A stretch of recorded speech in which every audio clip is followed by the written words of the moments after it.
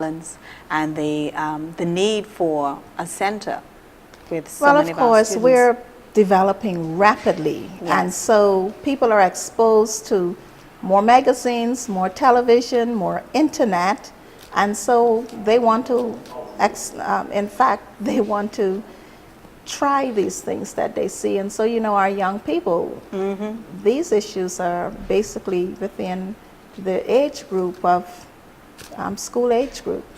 And so it is serious, and that is why I continue to call on parents to start parenting again. And now it's so funny. I was just listening to something that went more or less along the same lines just recently. And the question is it really to start at the home? Absolutely. It starts at home. The institutions, the main institutions of our lives will be first the family, which is at home, the church, the school. We all have a role to play before you reach the state.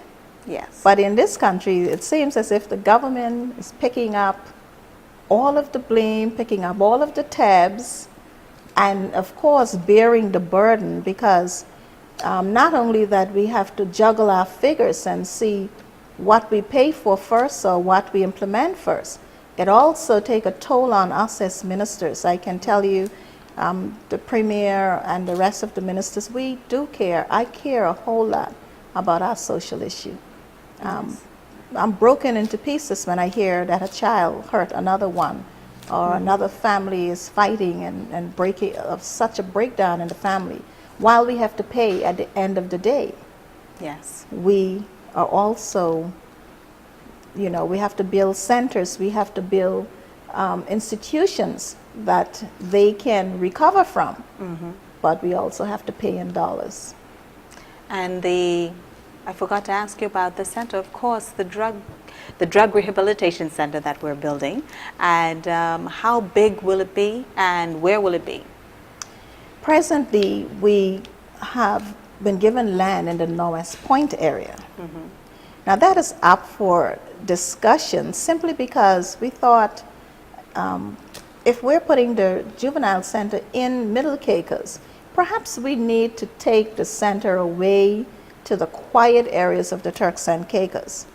But I would leave that for the foundation and the drug unit to talk about and come back to us, because we're beginning to lean that way. Whether we should really build that drug center in Middle Caicos or in North Caicos, away from what we're beginning to see now, the hustle and bustle of Providenciales. Okay. How big are we looking at? Yasmin, I'm not quite sure. I must say that it's going to be able to house quite a bit, and I know the amenities that it would have, the safe home, the kitchen and rooms, but in squares. Maybe you can tell us. You're a part of the board. Well, we're still working all that out.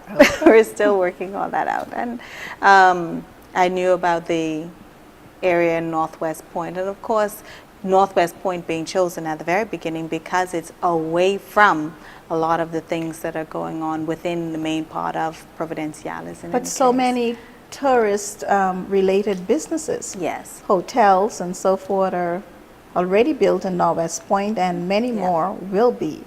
So we're thinking about that. So even more, I think every time we talk, there's even more to discuss. And so, of course, I have to end now, but I'm hoping you allow me time again pretty soon for us to continue this discussion. Thanks for being on the show. You're very welcome. And thank you for watching, and keep on watching every Thursday night, 7:30, right here on WIB4. This is Yasmin Rigby Blues. This show is sponsored by Digicel, bringing you great savings during this Christmas time. Expect more, get more. This program is also brought to you by Astrum International Limited, which offers a wealth of construction experience, expertise, and professional service, as well as providing comprehensive solutions in the fields of commercial and residential construction.